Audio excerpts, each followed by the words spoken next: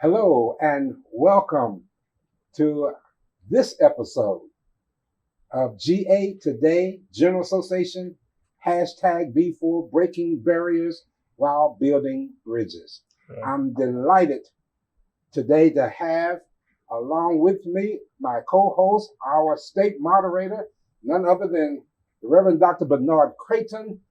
Thanks, Doc, for being here again. Good to be here. Leading our General Association family across the Commonwealth of Kentucky, and he's a stellar leader. And I want to throw this in for free, Reverend. What I love about Pastor Crayton is that Doc has a heart to draw the best you that you can be out of you. And that's what I love about him, and the way that he gives, the way that he serves, the way that he leads. He leads us in such a way that he's trying to get us to be the best me I can be. And I thank God for you. And I'm excited about our guest today. Amen. I have, of course, with us my co-laborer in the work in the SOY, S-O-Y, Save Our Youth Ministry, Mr. Gregory Powell. Thank you, Greg, for being with us. And he's going to share. And my dear friend for many, many, many years. And again, another co-laborer in this work that we're doing here in our city, Mr. Kenny Boyd. Yes. Thank you so much.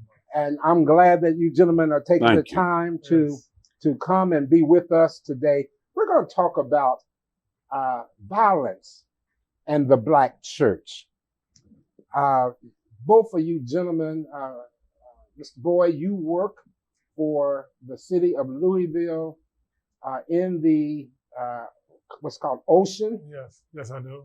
And that's preventing our neighborhood, trying to prevent this. I'm trying to see I'm trying to work with the people.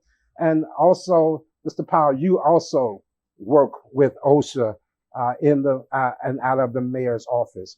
I think for us to get a grip and maybe some understanding, I'm going to ask you to do something that's almost impossible for you to do. And that is, and we'll start with you, Mr. Powell, to give us, if you can, 3 minutes of your life story.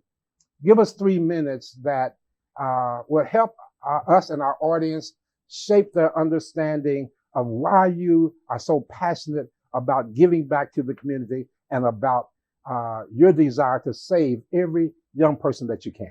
Yes. Well, I grew up in the projects as a young man growing up. I seen all type of violence. I seen drugs. I seen prostitution. I seen it all. And growing up in that neighborhood, of course, I started perpetrating what I seen. And I ended up going to prison for a long period of time, total of 26 years I spent in prison.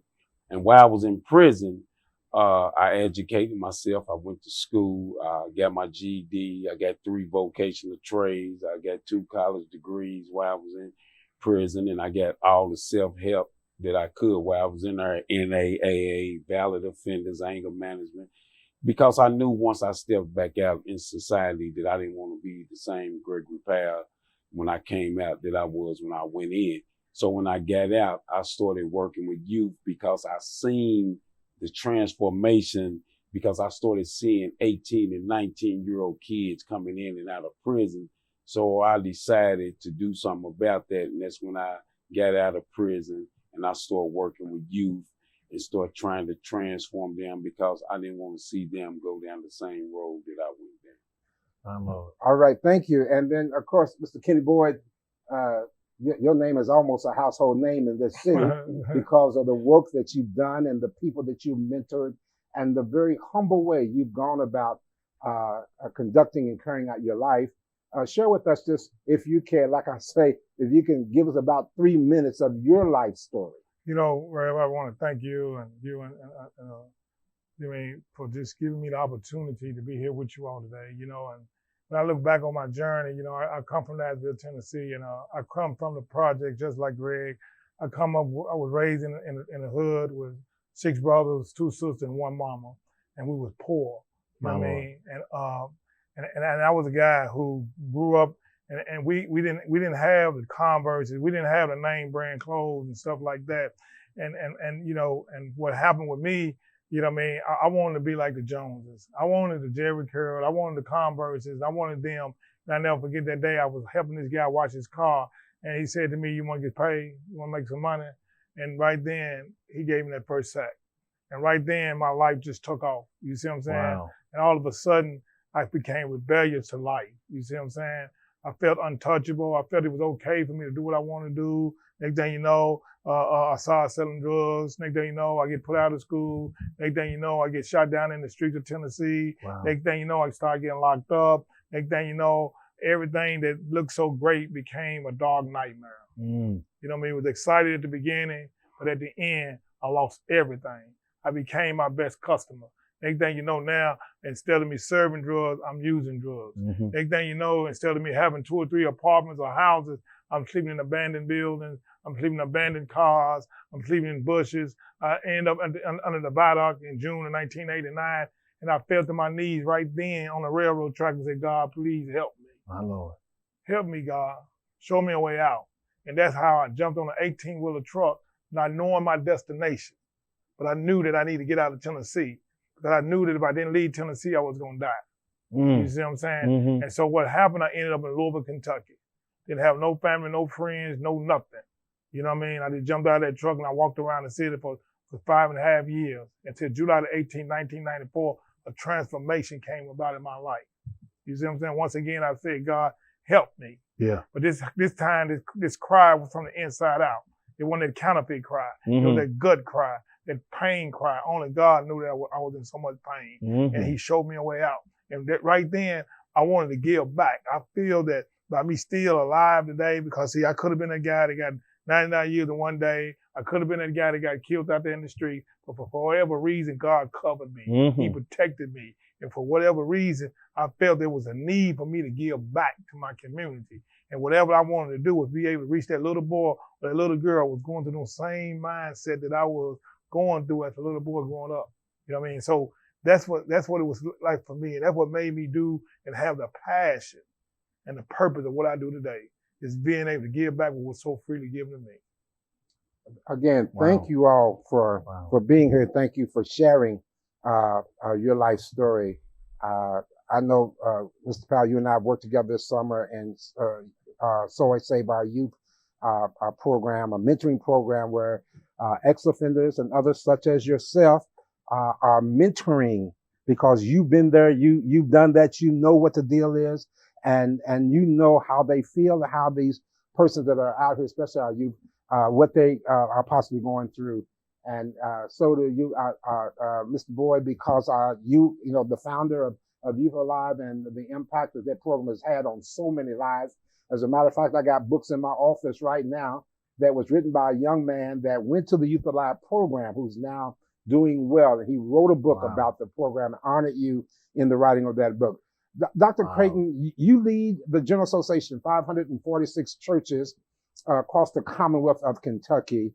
And the violence is not only in Louisville and Lexington and our more metropolitan cities, but it's across the Commonwealth.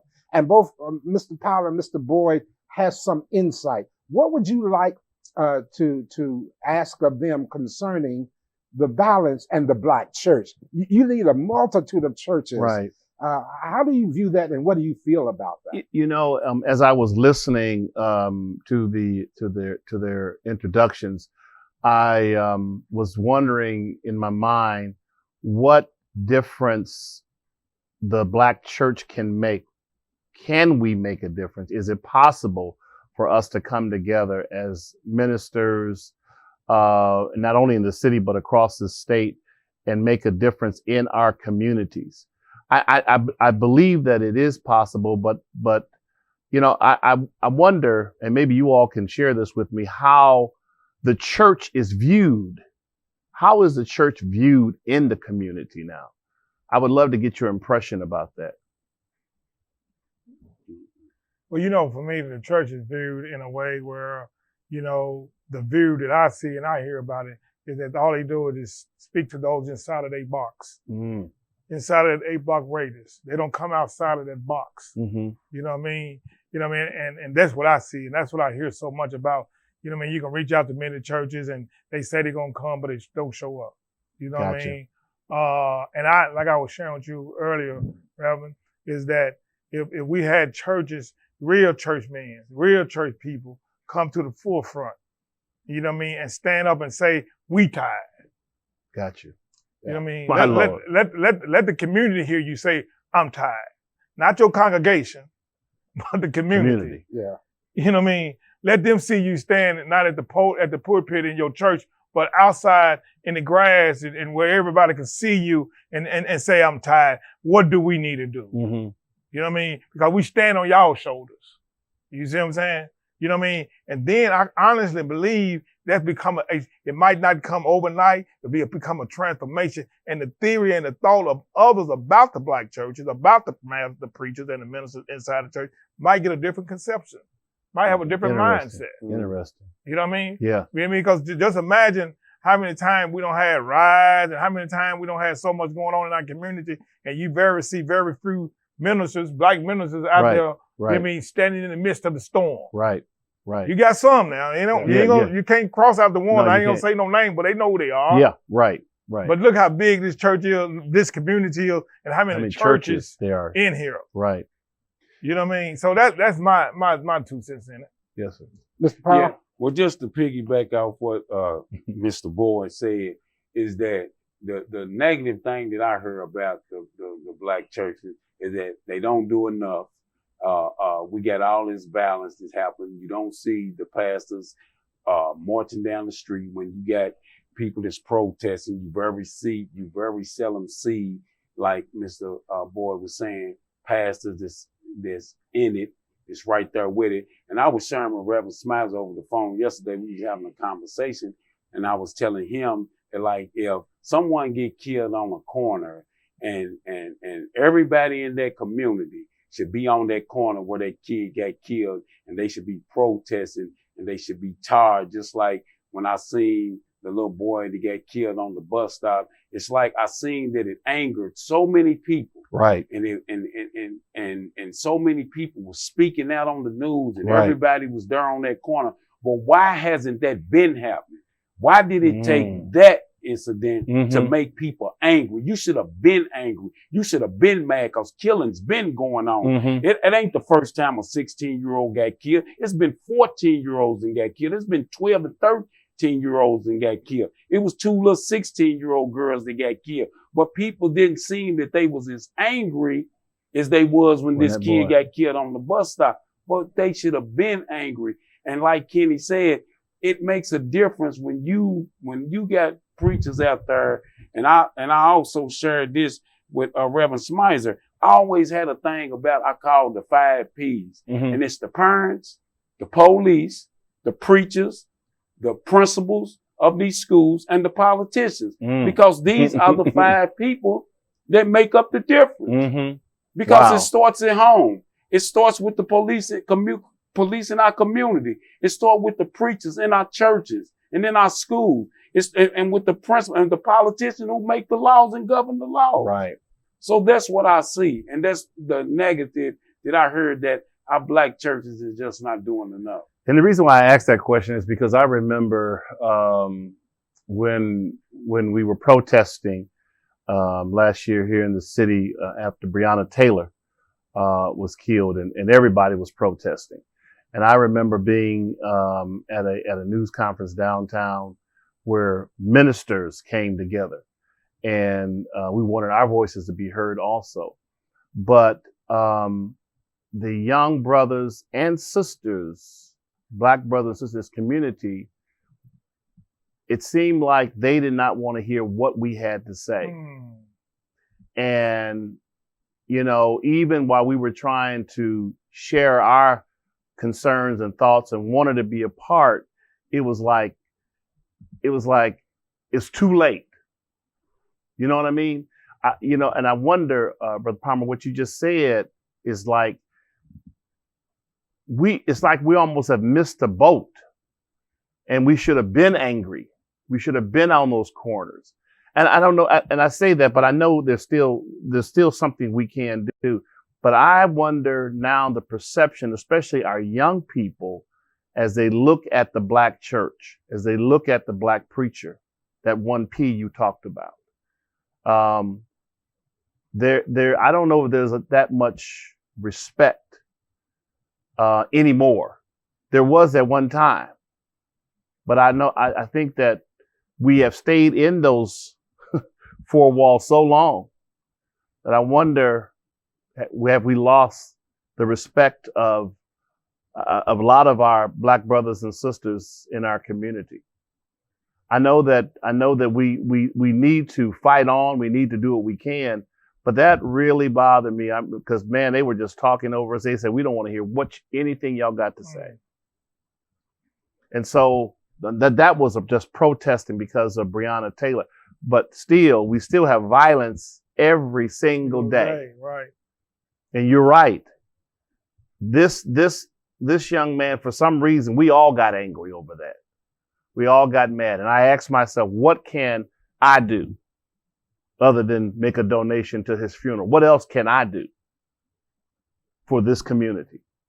And that's got to be the question for everybody. Well, I think also, Dr. Crayton, that we have to, I think, come to terms and grips with the fact that there's so much that we don't know. Yes. And yes. And because of that, who needs to be at the table? Now, because I've worked with both of these gentlemen for a long time, they have taught me so much, because you all are still respected in the street with folks who are out here doing what they're doing. They're still, although you're not in their life, you're not in their game, but they know you and they respect you. How can we, the Black church, come to a point to where we can come alongside of you and what you're doing to enhance, since you seem to have tentacles on both sides? You know, one of the things I think about when you say that, Ralph, is that, you know what I mean, is building relationships. It's all about relationships. You know what I mean? You just don't know what it's like to, for a young man who's struggling within, all he needs to do is to sit down with a male and just tell him how he's feeling. You know what I mean? You know what I mean? I think it's building a relationship with this generation of young men that we're working with in our community. You know what I mean? Just being able to, you know what I mean, not the one to go to your church, the one that you ride by. I mean, for a true example, I remember it was a cold day in December over 27 years ago. I was standing on a bus stop, homeless, shaking like this. And this Black man pulled up, didn't know me from Adam, and bagged back and said, "Hey, young man, where you headed? Do you need a ride?" And I said, yes. He put me in his car and gave me a ride down the street to school. I was on my way to adult education, to Duval education.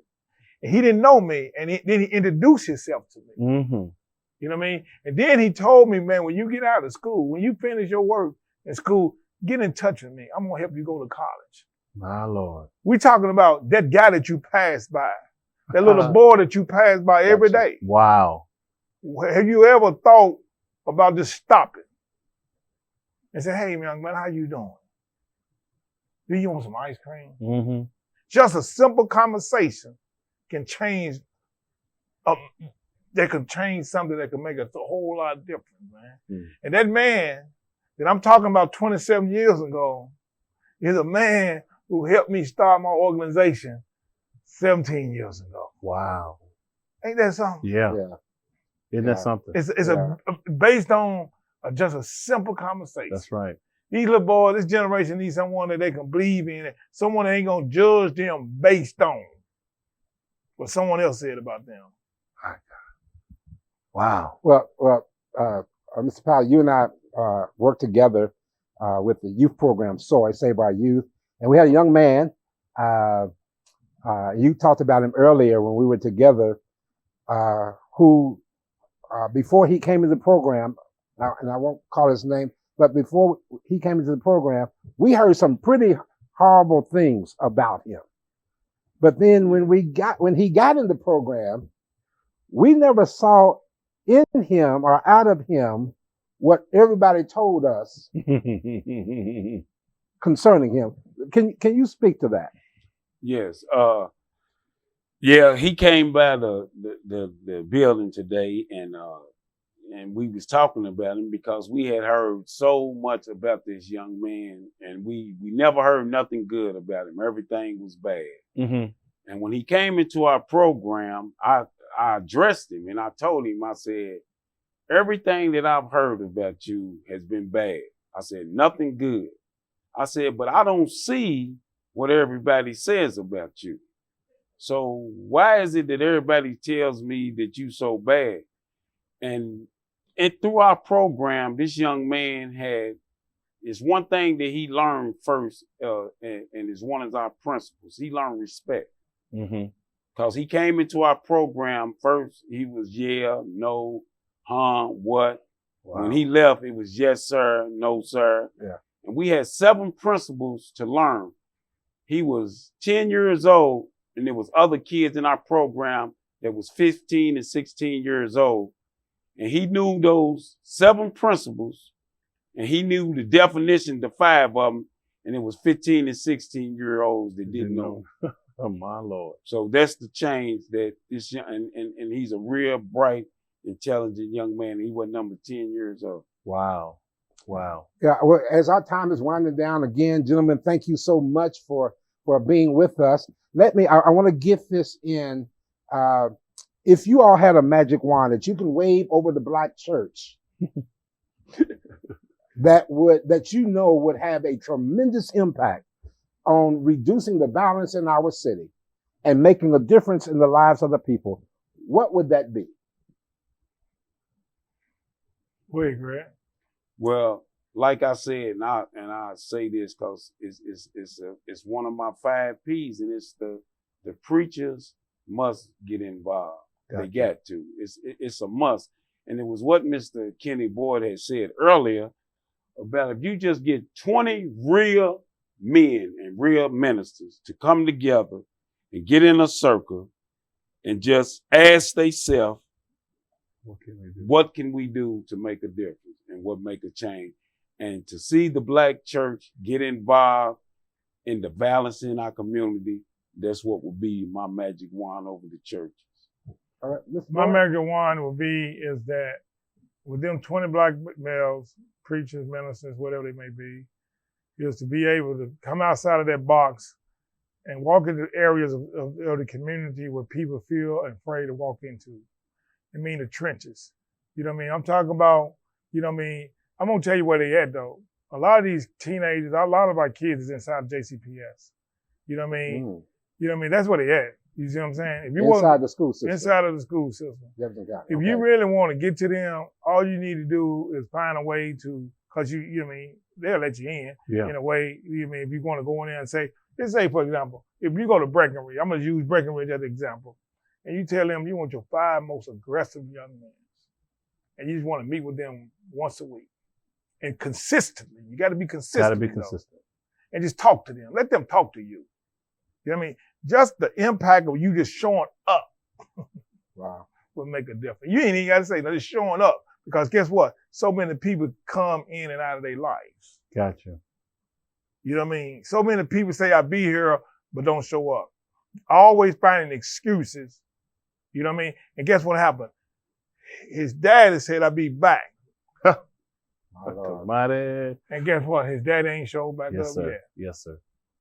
His daddy told him, if you do right, I'm going to give you 50 cents. Intentionally, his daddy wanted to give him 50 cents. But his daddy didn't have it to give. I know. So guess what happened? That little boy is still waiting on you to show up. You know what I mean? Yes, sir. So, you know what I mean? I think that the most powerful thing that the black churches, the black ministers in our community, I understand you. They might make you feel that you don't count, but you do count. Okay. Please, you count. Okay. We need you. Okay. We need you. You know what I mean? The community needs you. Not just y'all, they need all of us. Got you. You know what I mean? To stand beside each other to make a voice, man. You know what I mean, man? You know what I mean? Just imagine what it was like to go to Mount Daniel or Iroquois. We ain't talking about these high level schools. We talking about these schools at 99.5% reduced, who the ones who kids, the teacher don't even want them in the classroom. We let's go in there where they at and introduce yourself. Say, hey, how you doing, son? My name is Mr. Kennedy. And they're going to look you right in your eye and say, my name is John. Mm-hmm. You know what I mean? They might call you whatever for the first time, but once you get the respect from them, mm-hmm. I go to the Indian school, they see me all over the city. They don't call me dog, broad, cat, animal, nothing. They call me Mr. Kennedy. And when I hear that out of their mouth, you know what that let me know? They got respect. My Lord. Yep. Anytime a kid call you Mister, they got respect. They respect you. Yes, sir. I go to McDonald's. I'm just all mm-hmm. over the place. And they see me. What's up, Mr. Kennedy? Thank you, Mr. Kennedy. Appreciate you, Mr. Kennedy. Mr. Kennedy, let me introduce you to my son. Mm. Ain't that something, man? Mm-hmm. And that's the little boy that they said wasn't going to be here. The same way they told me. Me too. You remember? That you ain't going to be here. I never forget that day when my mama told me, boy, somebody going to kill you. Wow. Now here today, I'm one of my mama's greatest child. She's so excited when she see her son walk through there, come from Louisville to Tennessee to see my mother. See, there go my baby. I talk about that. And it was all through y'all prayers. So thank y'all so much. Bless you. Gentlemen, thank you so much for coming and sharing.